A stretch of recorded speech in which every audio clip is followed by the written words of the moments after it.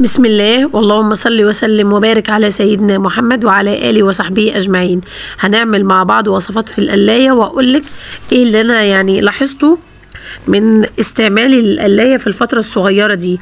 أول حاجة القلاية يعني بنغسلها كتير جدا جدا جدا، يعني ده حاجة في حد ذاته متعبة، وفي نفس الوقت يعني بتقلل من عمر القلاية وبتعرضها إن هي تتجرح معاكي أو كده.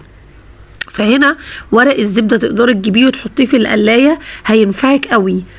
يعني كل اللي بينزل في القلاية هينزل على ورق الزبدة وهترميه. في حالات كتير هتلاقي القلاية نظيفة بعد ما شلنا منها ورقة الزبدة، فبالتالي هيفيدك جدا. تقدري تجيبيه من عند اي حد بتاع مستلزمات التغليف اللي هي بتاعة الاكياس، تشتريه بالكيلو او كده، هيحافظ لك على القلايه بتاعتك جدا.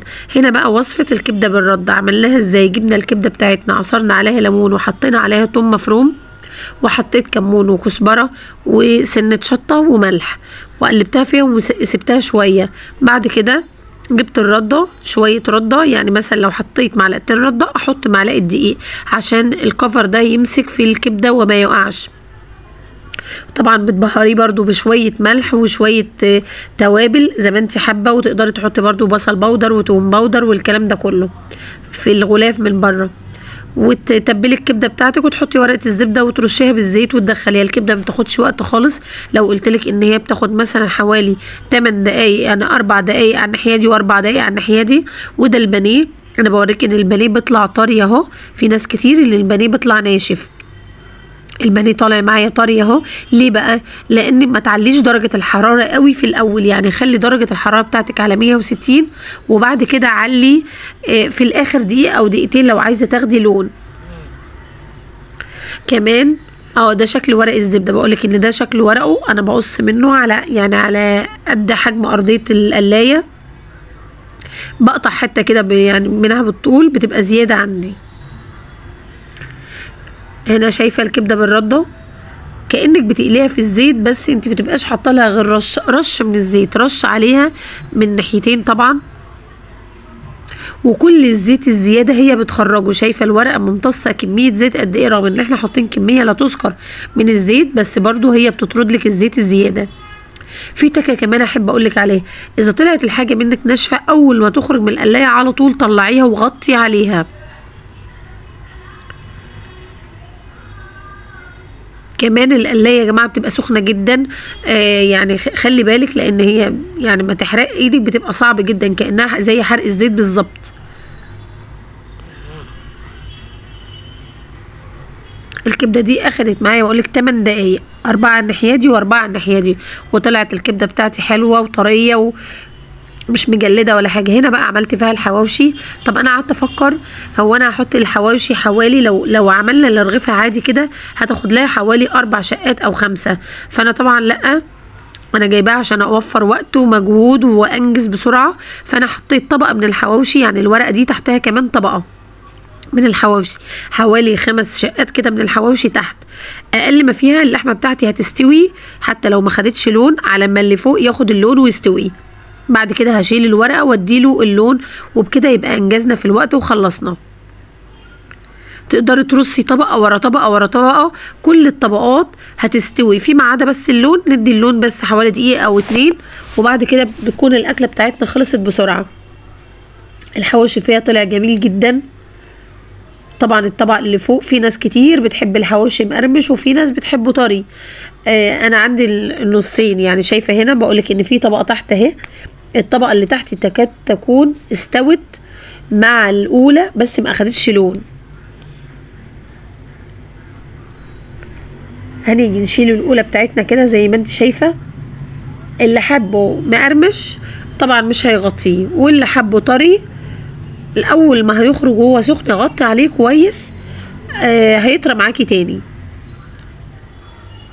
برضو من الحاجات اللي ما خدتش وقت معايا، ممكن نقول ان احنا البرنامج مثلا عملناه على 10 دقايق، 5 من الناحيه دي و5 من الناحيه دي، وعلى حسب برضو قوه القلايه بتاعتك.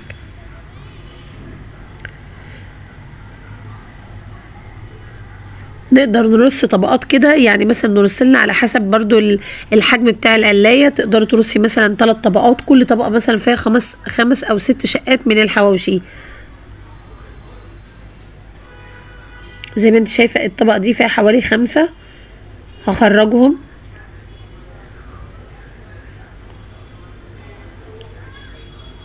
كان طعمه فوق الرائع يا جماعة والله.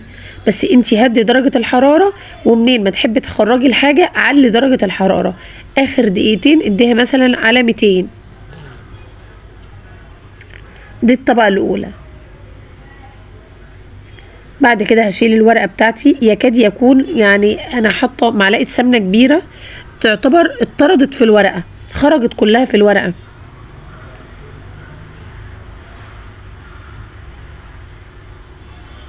طبعا القلاية اول مرة تاني وتالت ورابع، القلاية تستاهل ان احنا نجيبها، سواء نوفر ونجيبها نعمل جمعية نجيبها بالقسط، لانها اولا بتوفر زيت وبتوفر مجهود وبتوفر لك حاجات كتير جدا.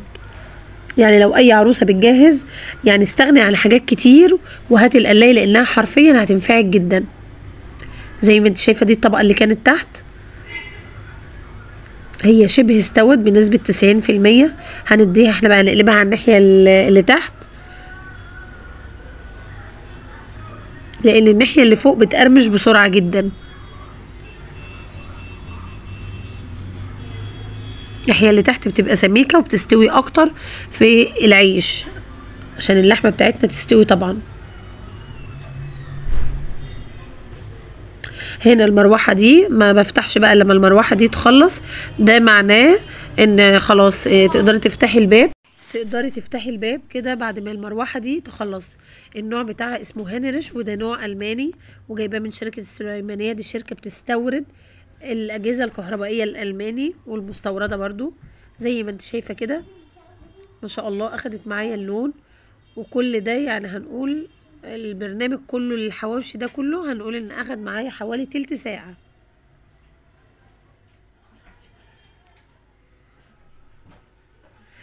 فكرة الورقة دي يا جماعة جربوها، حلوة قوي قوي قوي. يعني في اخر اليوم لما تخلصي كل شغلك، او لو شلنا الورقة دي حرفيا هتلاقي تحتها نضيف بقماشة او بفوطة كده هتمسحيها وخلاص. يا رب يكون الفيديو عجبكم الفيديو ما تنسوش تعملوا لايك وشير، واشوفكم في فيديوهات تانية كتير، ومع السلامة.